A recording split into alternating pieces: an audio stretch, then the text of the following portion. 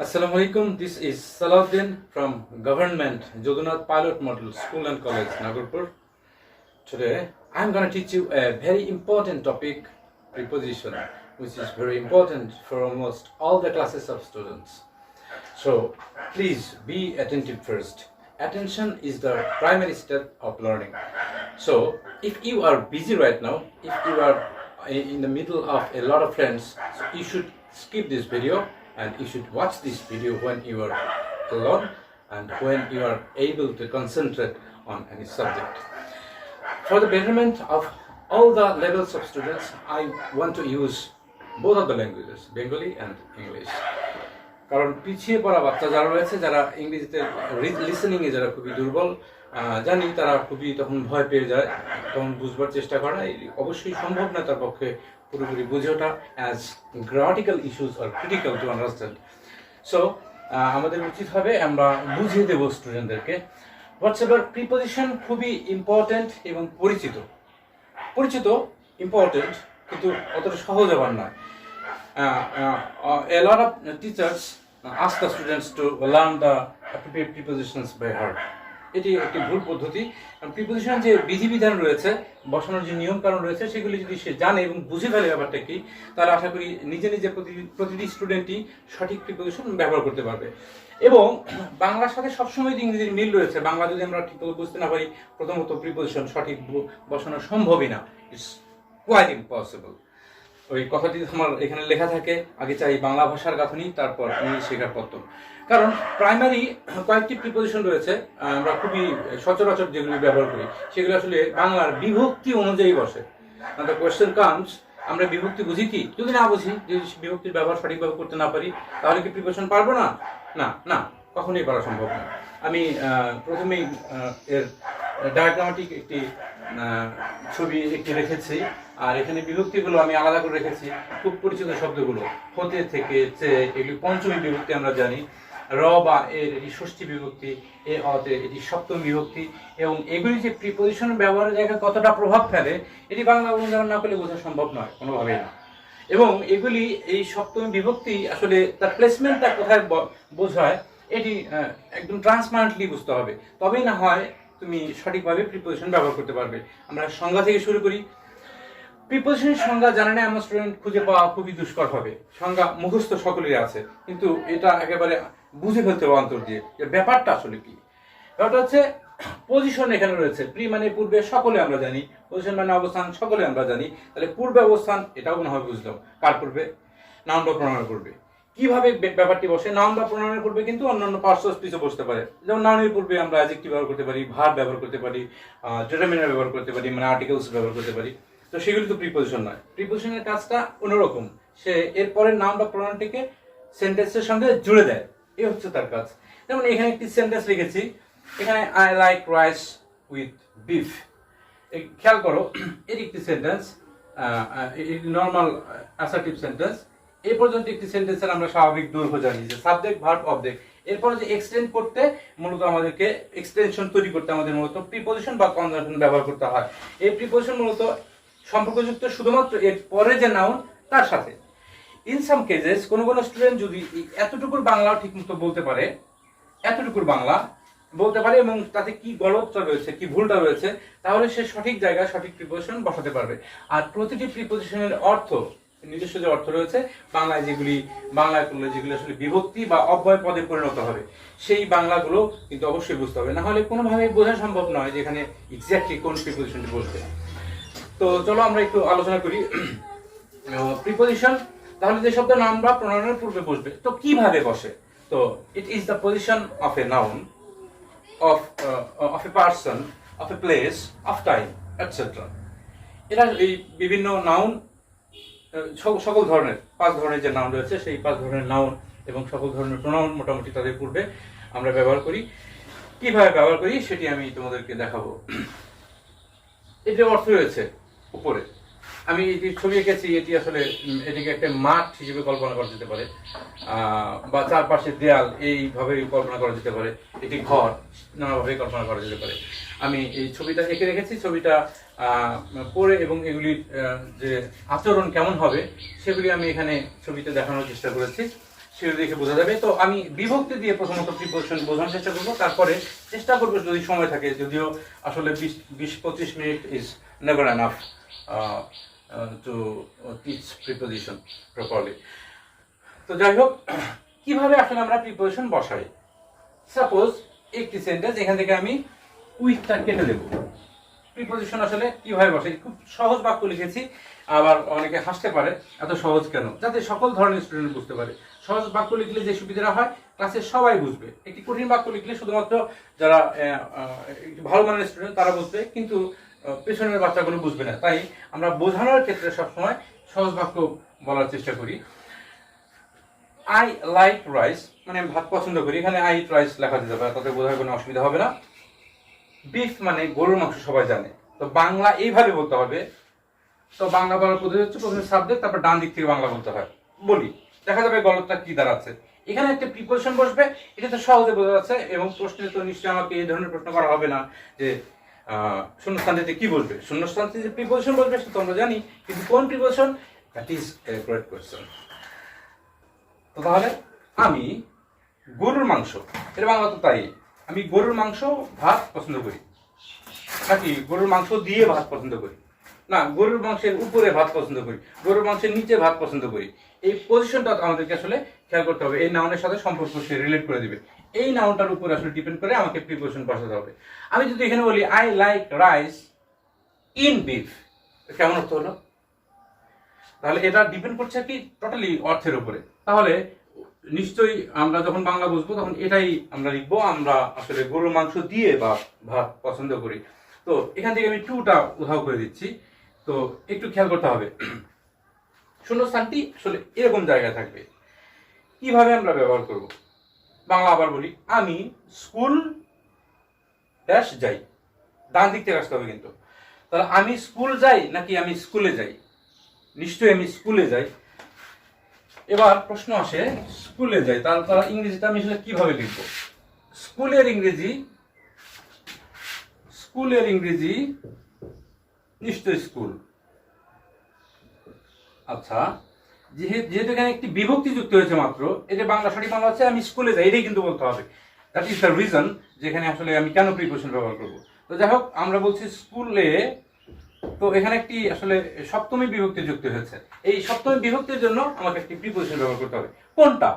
এখন প্রশ্ন হচ্ছে এই একার আসলে কি বোঝানো হয়, স্কুলের পজিশনটা আসলে কোথায় বোঝানো হয়। আমি যখন বলছি আমি স্কুলে যাই, তখন নিশ্চয়ই আমি স্কুলের মধ্যে নাই, স্কুলের বাইরে থেকে এই কথা বলছি। আমি স্কুলে দাঁড়িয়ে নিশ্চয়ই কেউ বলে না আমি স্কুলে যাই।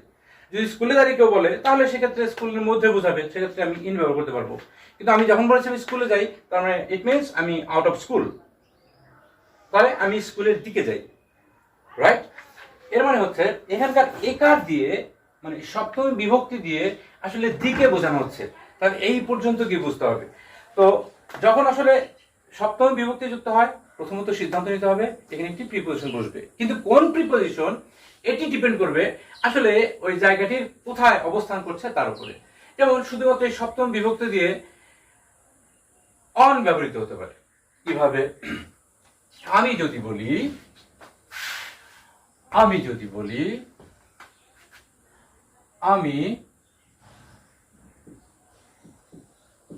আমি টেবিলে, টেবিল কিন্তু মূল শব্দ নাউন, এর সঙ্গে এই আমি একটি সপ্তমী বিভক্তি জুড়ে দিলাম। আমি টেবিলে বইটি রেখেছিলাম। এর ইংরেজিটা কিভাবে আমি লিখবো? তো এটি আপাতত আমি কেটে দিচ্ছি, একটু পরে আবার আমি নিশ্চয়ই লিখবো। ইংরেজিটা লিখতে হবে আই, ডান দিক থেকে আসি, রেখেছিলাম এটি ভার্বের পাস্ট ফর্ম, তাই এখানে লিখতে হবে কেপ্ট। ডান দিক থেকে আসি, এই টির জন্য লিখতে হবে দা, বই ইংরেজি হচ্ছে বুক। এখন টেবিল ইংরেজি দা টেবিল, কিন্তু যেহেতু একটি বিভক্তি যুক্ত আছে, এবার আমাকে খেয়াল করতে হবে এখানে আমি একটি ড্যাশ তৈরি করলাম। টেবিল ইংরেজি আমি জানি, এটা লিখলাম দা টেবিল, ওকে।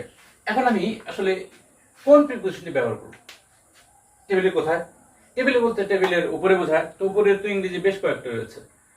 উপরে মানে হচ্ছে অন, উপরে মানে আপন, উপরে মানে হচ্ছে আপ মানে উপরের দিকে আসলে। আবার ওভার মানে উপরে।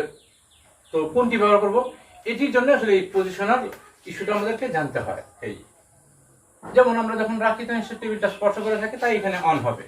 এখন স্পর্শ করে যদি না থাকতো তাহলে নিশ্চয়ই আমরা অন্য কোনো প্রিপোজিশন ব্যবহার করতাম। আরেকটি সহজ এক্সাম্পল আমি দিতে চাই, সেটি হচ্ছে লিভ। এক্সাম্পল একটা মুছে ফেললাম, আই লিভ।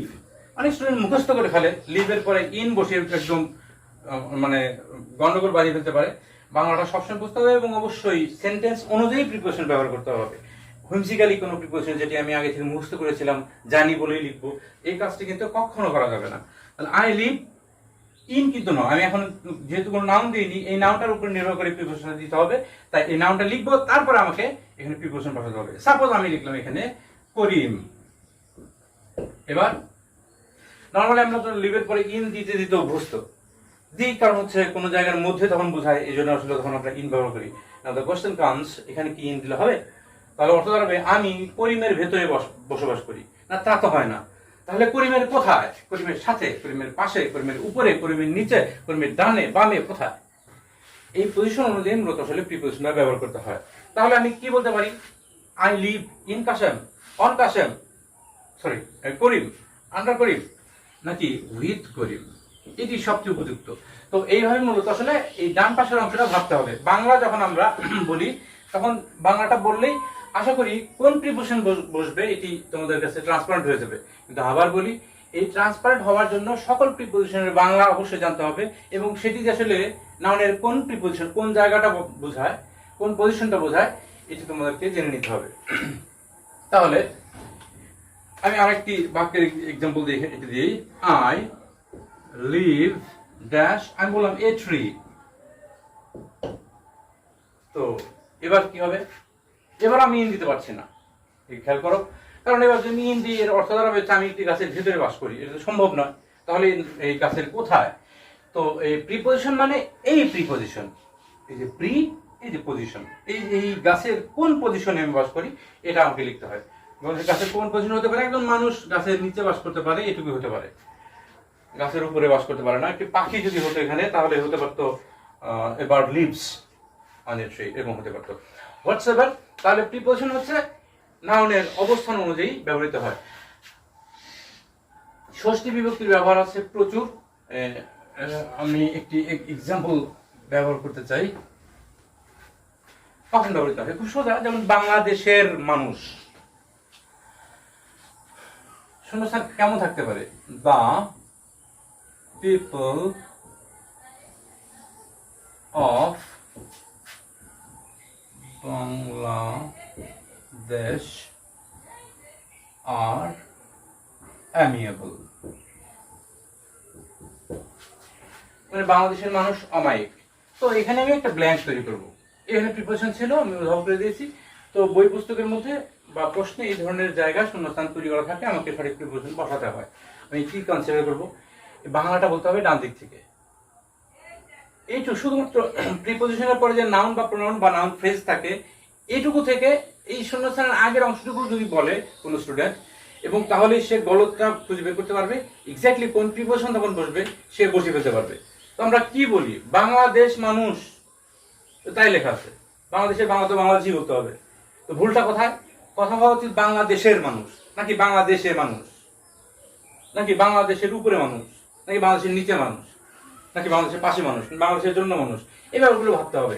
ভাবলেই তুমি সঠিক উত্তরটা পেয়ে যাবে। তাহলে বাংলাদেশের হওয়া উচিত। তাহলে র বা এর বাংলা যদি এরকম বিভক্তি আসে, অবশ্যই ইংরেজিতে তখন অফ হয়ে যাবে। এবং সফল জায়গায় অফের ব্যবহার ওরকম মোটামুটি।